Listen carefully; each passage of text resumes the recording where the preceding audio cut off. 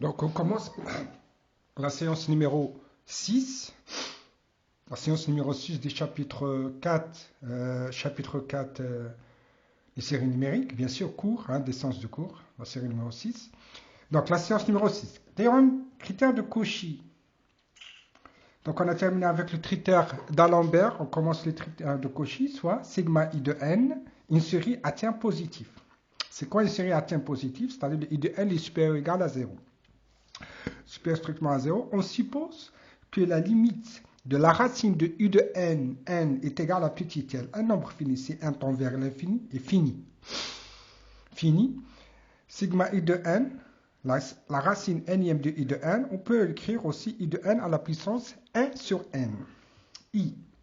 Si le petit l est inférieur à 1 strictement, la série sigma i de n est convergente.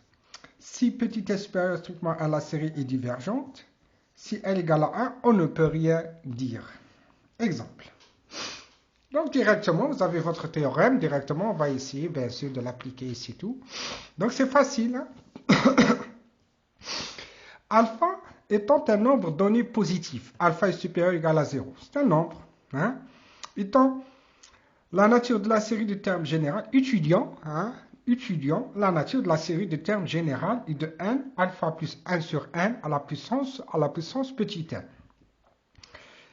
Qu'est-ce qu'il faut faire directement? On applique la définition réelle, c'est la limite. La limite de la racine nième de i de n à quoi est égale? La limite, si 1 tend vers l'infini de la racine nième de i de n, c'est la limite de 1 tend vers plus i de n à la puissance 1 sur n. À quoi est égal? C'est la limite de alpha plus 1 sur n à la puissance 1, le tout à la puissance 1 sur 1. Bien sûr, i de n, le tout à la puissance 1 sur n. Le tout à la puissance 1 sur n, i de n. Donc, il faut, c'est la limite si 1 tend vers plus l'infini de alpha plus 1 sur n.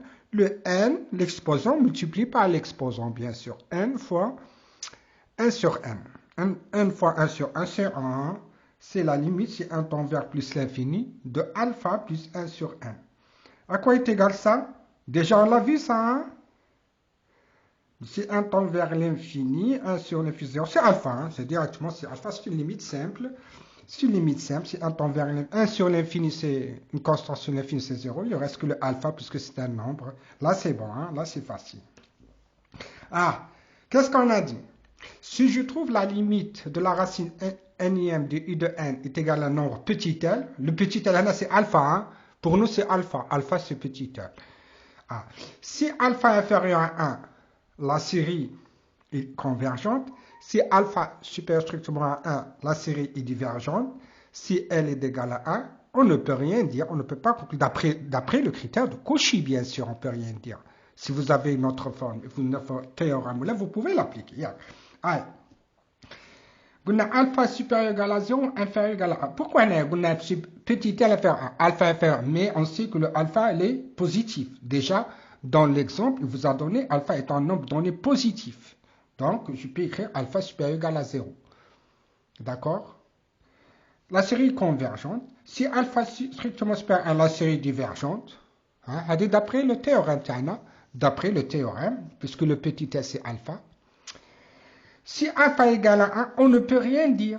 Oui, mais si on ne peut rien dire, il faut chercher une autre définition. Qu'est-ce que je dois faire? La limite de 1 si 1 tend vers l'infini, à quoi est égal? C'est la limite de 1 plus 1 sur 1 sur 1. Le alpha est égal à? Alpha égale à 1. Je remplace alpha par 1. 1 plus 1 sur n à la puissance n. 1 plus 1. J'ai remplacé alpha par 1 parce que nous sommes dans le cas où alpha est égal à 1. 1 plus 1 sur 1 sur 1, c'est E. C'est E, c'est E. Puisque ça, on le connaît déjà.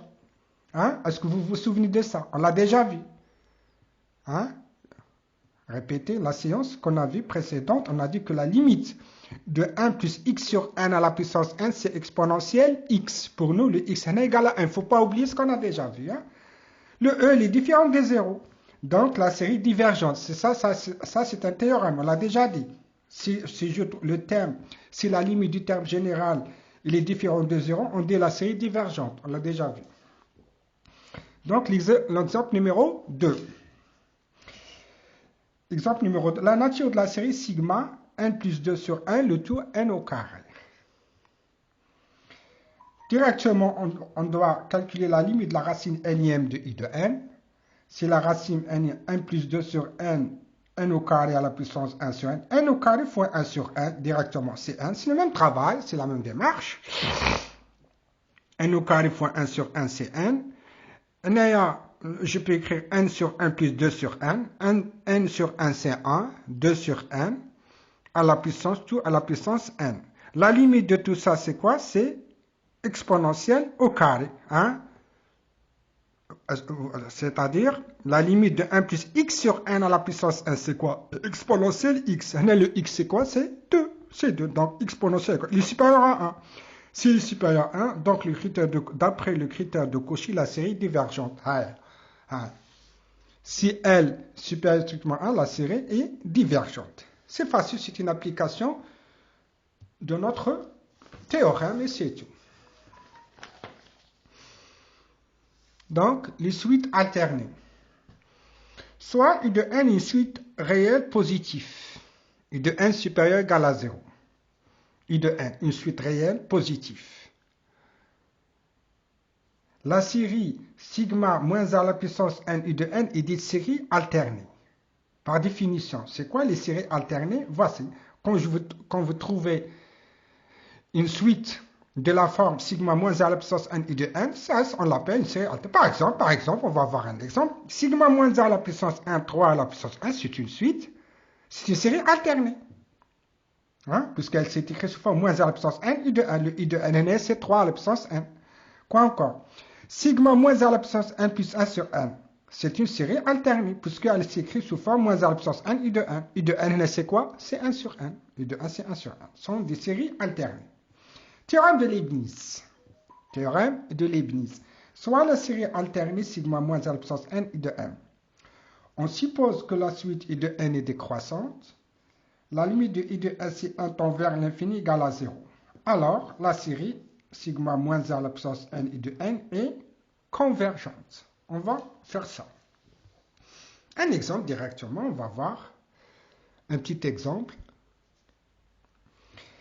La nature de la série sigma moins à la puissance n, 2 à la puissance n plus 1.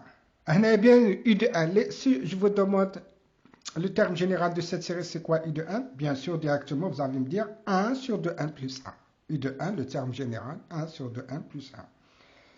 Donc, qu'est-ce qu'on va faire?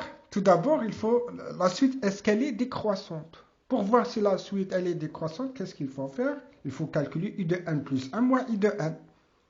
Si elle est inférieure à 0, on dit que la suite elle est décroissante.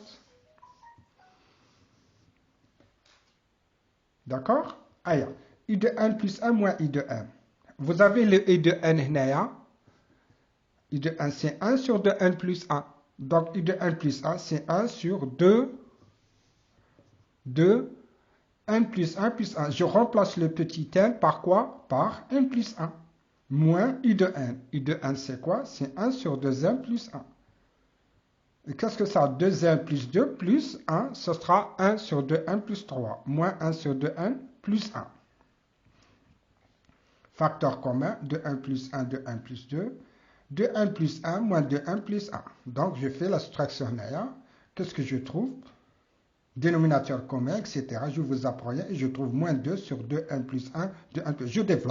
Je développe, ça vous pouvez le faire. Il est inférieur à 0. Donc, I de n plus 1 moins I de n est inférieur à 0. Donc, je peux dire que cette suite, elle est décroissante. Donc, la suite I de n est décroissante. Regardez là. Le premier I. La suite I de n est décroissante. Et la limite de I de n, c'est 1 tend vers l'infini. Est-ce qu'elle est égale à 0? On va voir. La limite de I de 1, c'est 1 tend vers l'infini. C'est la limite I de 1, c'est quoi? C'est 1 sur 2n plus 1, c'est 1 tend vers... C'est 0. Donc, les conditions sont satisfaites. Donc,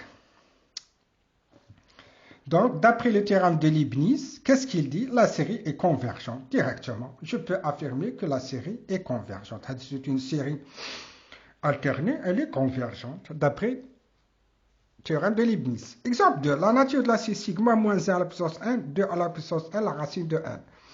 C'est quoi ça? C'est une série alternée. Pourquoi? Elle s'écrit sous forme moins 1 à la puissance n fois I de n. Le I de n, c'est quoi? C'est 1 sur 2 à la puissance 1 racine de n. Et elle est supérieure strictement à 0, puisque c'est une série, tout d'abord, c'est une série à suite à réel positif, hein, c'est-à-dire supérieure strictement à 0. Est-ce que la limite de dn, c'est 1 tend vers f est égale à 0? Oui. Oui, donc la deuxième condition, on a commencé par la deuxième condition, c'est bon, il n'y a pas de problème. La limite I de n, c'est 1 tend vers l'infini, ça c'est 0. 1 sur l'infini, c'est 0, il n'y a pas de problème. Donc, je vais essayer de voir, est-ce que la série, elle est décroissante? Qu'est-ce que je dois calculer? I de 1 plus 1 moins I de n. I de 1 plus 1 à quoi est égal?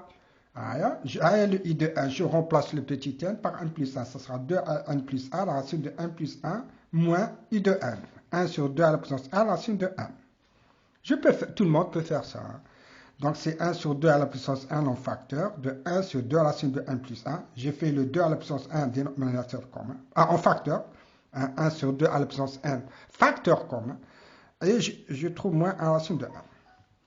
Donc, 1 sur 2 à la puissance n. On a 2 à la racine de 1, la racine de 1 plus 1. Et j'ai la racine de n moins 2 à la racine de 1 plus 1. Ça, tout le monde peut le faire. Il est inférieur strictement à 0. Bien sûr, bien sûr. On va voir le numérateur. Comment il est numérateur? Racine de n moins 2, la racine de 1 plus 1, elle est toujours inférieure à 0. Bien sûr. Hein? Le had toujours inférieur à 0. Pour n, positif. Racine de n moins 2 fois racine de 1 plus 1. Vous pouvez remplacer 1 par n'importe quoi. 6, 7, 8, etc. C'est négatif. Donc, ça sera négatif. Donc, la suite elle est décroissante. Si elle est décroissante, d'après le critère de Leibniz, la série est convergente. Et on termine, bien sûr, le chapitre dans le cours de série numérique.